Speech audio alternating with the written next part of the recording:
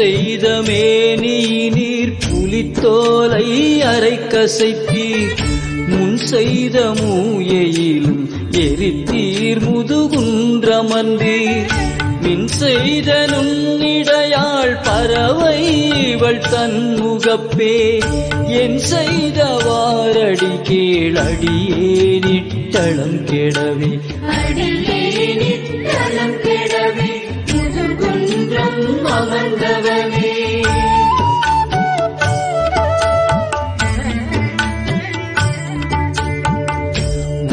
வரும் வானவரும் உடனே நிற்கவே